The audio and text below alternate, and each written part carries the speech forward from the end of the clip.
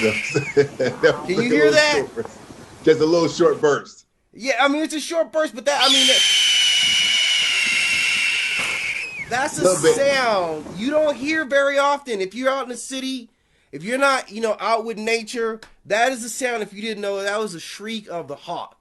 And the hawk is who we're talking about today, because the hawk as a character has been with us since some of our earliest mythologies, and it's still like a main talking point right now, or a centerpiece right now for a lot of stories.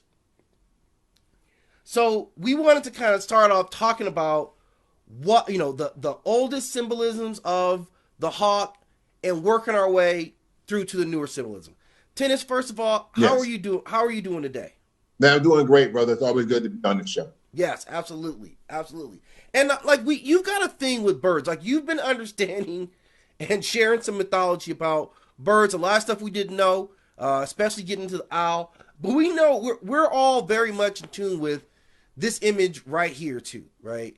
And this is how it's represented in ancient Kemetic beliefs. And if I'm right, the two most now, obviously we talk about the anthropomorphic forms that the netters took, but we most associate Heru and Ra with the symbolism of the falcon head. Now, Yeah, now, if I'm correct with that, now is the hawk, is that showing symbolism to leadership, or it's royalty, right?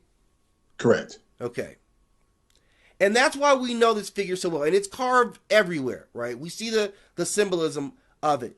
Now, what were the real differences? Like, what, in your estimation, what was it about the hawk, or that stood out that made him so impactful in this community? As far as it being comedic or personal. A Kemetic to start.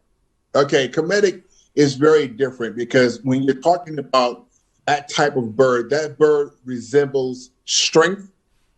Mm-hmm. That bird resembles protection. That bird resembles kingship, as we Yes. know it to be. Yes. That's why you see the crown on top of the head. We'll be talking about it and breaking it down a little bit later on because this is a very good image. Mm-hmm. Yeah. And so I really wanted to kind of break that down just a little bit to talk about why we're looking at the bird the way we're looking at it, because symbolism is very important. Right. Right. And there's a lot of symbolism here. Mm-hmm. Okay.